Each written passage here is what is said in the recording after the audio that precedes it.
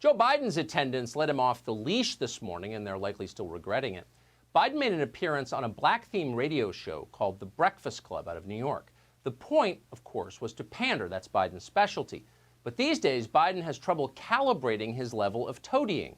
Even by his standards, he may have gone too far. I want a larger share of the black vote than anybody has, including Barack. I come from a state that's the 8th largest black population in America. They're the folks, as they say it my way, brung me to the dance.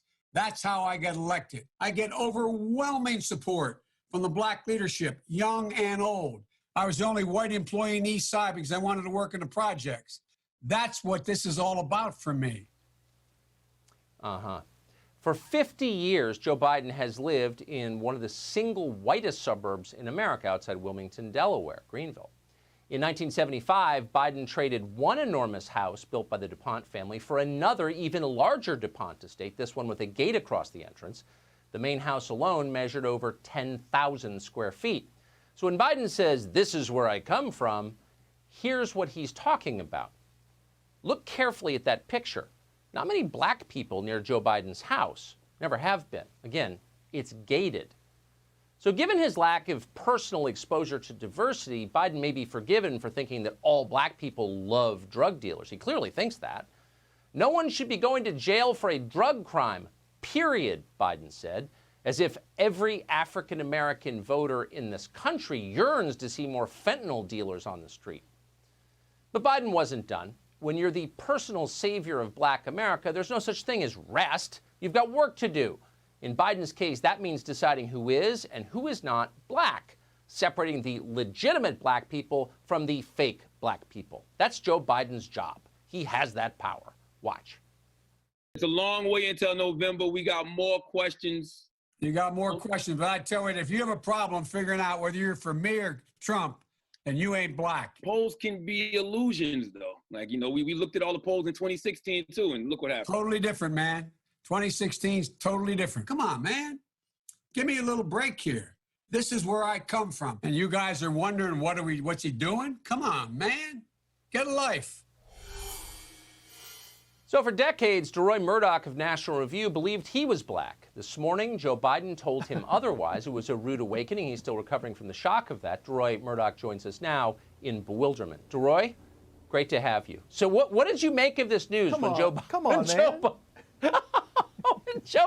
told you that it all depends on who you vote for? Yeah, no, this is interesting. You know, I have a degree in government, and I've been a political commentator for years. But I guess there must be a power in the Constitution that's brand new to me, which is the ability to decide who is and who isn't black.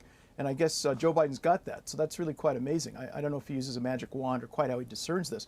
But more seriously, this was a truly racist thing he said today. He'd never say something like, well, you know, if you're for Trump rather than for me, you ain't white. He'd never say such a thing. He'd say, read my speeches.